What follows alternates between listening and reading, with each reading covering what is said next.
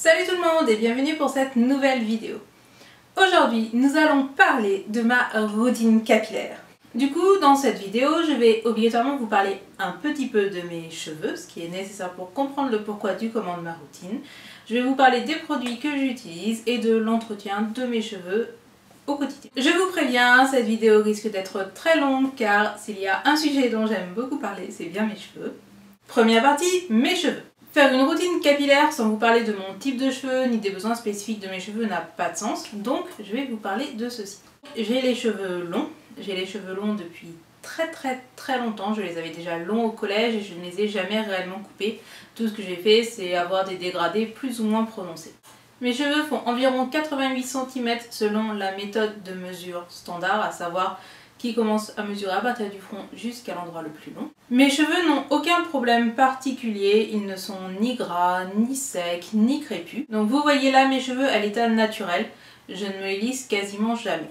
Comme vous le voyez, de base ils sont assez souples, ils sont fins mais j'en ai un bon morceau sur ma tête. Et ils sont naturellement noirs.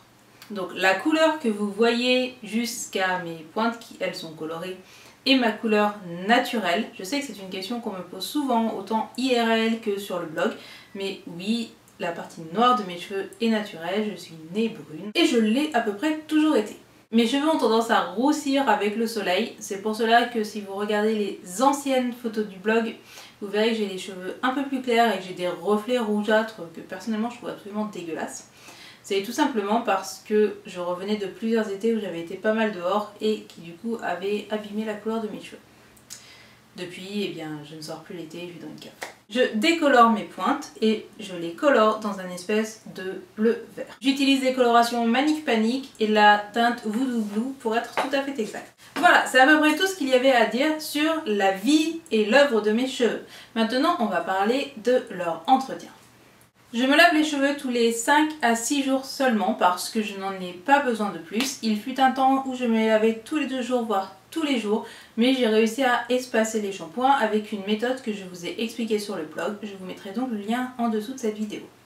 J'ai la chance énorme d'avoir des cheveux qui sont plutôt sympathiques, c'est-à-dire que je n'ai pas besoin de les lisser, je n'ai pas besoin de les boucler, je n'ai même pas besoin énormément de les démêler. Ils sont très sympas à vivre. Ma routine capillaire est particulière sur 2 points. La première, c'est que j'utilise des produits sans silicone. La raison derrière cela est très simple. Le silicone forme une sorte de film protecteur autour de votre cheveu, ce qui peut être bien, mais qui empêche les pigments colorés d'entrer dans les cheveux. Comme mon but est de faire tenir ma couleur des pointes le plus longtemps possible, j'ai donc totalement banni le silicone afin d'avoir une couleur qui dure plus longtemps. Le deuxième point, c'est que c'est une routine capillaire sans sulfate. Donc les sulfates, c'est le sodium laurite sulfate, ammonium laurite sulfate, etc. Pourquoi? Alors là par contre c'est beaucoup plus impactant, c'est pas juste pour des raisons cosmétiques. Les sulfates sont beaucoup trop agressifs pour mon cuir chevelu et si je me lave les cheveux avec un produit qui contient des sulfates, je vais me retrouver très vite avec des pellicules. Je suis brune, donc des pellicules sur mon crâne, c'est juste horrible. Il y a un truc que je ne vous ai pas dit, c'est que je me lave les cheveux à l'eau glacée. Donc vous allez vous dire, c'est une tueuse ou quoi? Non, alors je vous rassure, je ne me mets pas toute nue sous la douche, oulala, eau glacée sur moi, non. Je me mets au-dessus de ma baignoire, je me penche un peu comme si j'allais vomir dans la baignoire en gros, mais je me penche avec les cheveux vers le bas et je me shampouille ça, donc il n'y a que mon crâne qui a droit à l'eau glacée. Pourquoi de l'eau glacée? Pour une raison très simple, c'est que l'eau chaude va avoir tendance à ouvrir les petites écailles de vos cheveux et donc vos cheveux vont relâcher la couleur beaucoup plus vite. Et je n'ai pas envie de refaire mes pointes souvent, donc je suis passée à l'eau glacée. Du coup maintenant que je vous ai raconté l'entretien, je vais vous parler des produits que j'utilise. Lorsque je me shampouine les cheveux et que j'ai un peu de temps devant moi, je commence par faire un masque d'huile sur mes longueurs. Pour cela, j'utilise l'Oléosilk de la marque Denovo. C'est une huile que j'avais reçue dans ma boîte à beauté et que j'adore. Non seulement elle sent très bon, mais en plus elle se rince très facilement. J'avais essayé de faire des bains d'huile avec de l'huile d'argan qui est vraiment beaucoup trop riche pour moi. Celle-ci est juste parfaite. Elle sent bon, elle est nourrissante, elle se rince bien. Je n'ai que du bien à en dire et je ne peux que vous la conseiller. Évidemment, quand je rentre de mon cours de japonais, qu'il est 20h30 et que je dois me laver les cheveux, je ne fais pas de bain d'huile, car le bain d'huile doit poser entre 1 et 4 heures, donc je fais ça quand c'est le dimanche ou ce genre de choses. Pour le shampoing, cela fait très longtemps maintenant que je suis fidèle à la marque Desert Essence, et plus précisément à leur gamme à la pomme et au gingembre. C'est un shampoing volumateur pour cheveux fins que j'aime énormément. Il lave bien les cheveux, il ne mousse certes pas beaucoup, mais il mousse quand même un tout petit peu. Il sent plutôt bon. En plus, c'est un shampoing qui ne coûte pas cher du tout parce que je l'ai acheté sur iHerb et qu'il doit coûter quelque chose comme 5-6 euros. La composition est clean, il est sans SLS et c'est un produit que j'aime beaucoup et que je vous recommande si vous avez le même type de cheveux que moi. Cependant, il m'arrive aussi d'utiliser ce shampoing de la marque Biotherm à la caféine active. Biotherm est une marque allemande bio qui a la certification BIDH, etc. La raison pour laquelle je l'ai c'est juste parce qu'il y a écrit caféine et que je trouvais ça beaucoup trop drôle de me laver les cheveux avec de la caféine car je bois des quantités astronomiques de café et je trouvais ça très drôle d'en mettre sur mon crâne. C'est un shampoing qui mousse très peu, cependant il lave plutôt bien. Il est possible que je le rachète parce que je le trouve drôle. Bien que mes cheveux n'en aient pas forcément besoin parce qu'ils se démêlent de manière plutôt facile, j'utilise de temps à autre, genre un shampoing sur deux, un après-shampoing et pour cela j'utilise la gamme à l'avoine de Weleda. Donc Weleda, vous devez connaître, c'est une marque qui se trouve dans les Biocop, qui a une composition très clean et des produits de bonne qualité. C'est un après-shampoing qui est assez épais, donc il faut le laisser poser plusieurs minutes sur les longueurs. Il les nourrit et du coup il est vraiment très bien si on n'a pas le temps de faire un masque mais qu'on veut quand même un soin qui va nourrir un peu les longueurs, surtout quand comme moi on a des pointes qui sont abîmé par la décoloration. Et puisqu'on parle de masque, mon masque capillaire est le masque de la gamme à l'avoine de Weleda.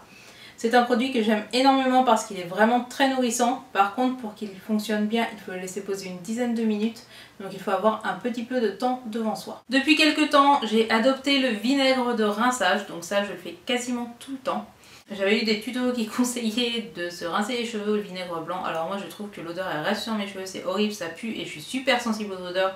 Alors puis le vinaigre blanc c'est hors de question. Donc Mulatto a bien compris ce problème, il propose un vinaigre de rinçage qui est plutôt sympa, qui a une composition assez clean, même si bon ça reste un mélange de vinaigre et c'est sûr que vous pouvez sans doute faire le même et payer moins cher. Moi j'aime juste pas faire mes produits moi-même, donc voilà, j'utilise un produit tout fait. La composition est plutôt clean et surtout il sent bon, donc vous pchitez sur votre chevelure, vous attendez un peu et après vous rincez. Donc quand j'avais écrit l'article sur ce produit, on m'avait demandé, je comprends pas à quoi ça sert si tu rinces après. Donc j'ai demandé à la marque, donc la marque m'a indiqué que c'était parce que si on laisse le vinaigre sans rincer, ça va avoir tendance à emmêler les cheveux. Donc bon, moi je les crois en tout cas. Mon eau est super calcaire, donc le vinaigre de rinçage c'est un must. Mes cheveux sont brillants et tout doux avec ce vinaigre, donc je l'aime beaucoup. Il doit coûter pareil 10 à 15 euros. Mais il va me faire très longtemps malgré le fait que j'ai les cheveux longs, donc je ne peux que vous le conseiller. Après mon shampoing, je sais que normalement il ne faut pas se sécher les cheveux, que la chaleur du sèche-cheveux c'est mal pour les cheveux, mais j'en utilise à chaque fois.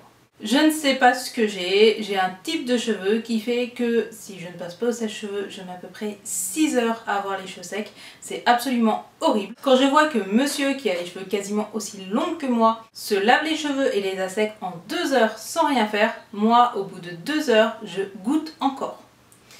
C'est sans doute lié à ma nature de cheveux, au fait qu'ils soient fins, j'en sais rien, mais c'est l'horreur. Du coup, je n'aime que très rarement me balader avec les cheveux mouillés et j'aime pas non plus dormir avec les cheveux mouillés, donc je passe au sèche-cheveux. Dans de très rares cas, notamment en été, je me fais une sorte de chignon natté, tout dégueulasse, tout moche sur le crâne et je dors avec, ce qui me fait du volume et des ondulations.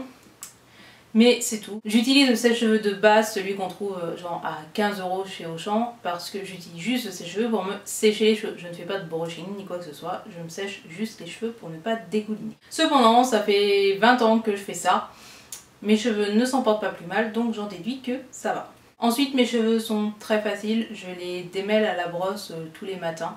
Mais je ne me retrouve quasiment jamais à devoir tirer ou à devoir vraiment ôter des nœuds. Ça m'est arrivé en Islande, mais en Islande il y a des vents de 100 km/h. Donc bon voilà, il y a des circonstances atténuantes. Mais sinon non, pas de soucis particuliers avec mes cheveux. Voilà, c'est à peu près tous les produits que j'utilise. Comme mes cheveux n'ont pas tendance à faire de frisottis ni quoi que ce soit, je n'utilise pas d'autres produits. Les seuls cas où je vais utiliser d'autres produits pour mes cheveux, c'est lorsque je vais me coiffer. Ceux qui arrivent à peu près une fois tous les 15 jours, voire une fois tous les mois. Vous devez l'avoir remarqué puisque je ne suis quasiment jamais coiffée, ni dans mes vidéos, ni dans les articles du blog. Lorsque je me coiffe, j'utilise une pauvre laque qui est la laque Elnet que je pense que tout le monde a, que toutes nos mamans utilisaient.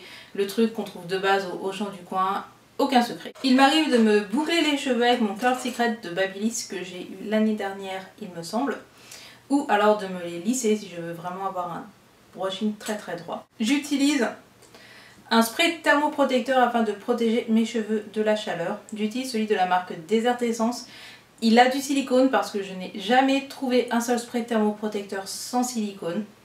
Donc il a des silicones, c'est pas parfait mais c'est le moins pire que j'ai trouvé. En plus ils sont trop bons car ils sont à la noix de coco.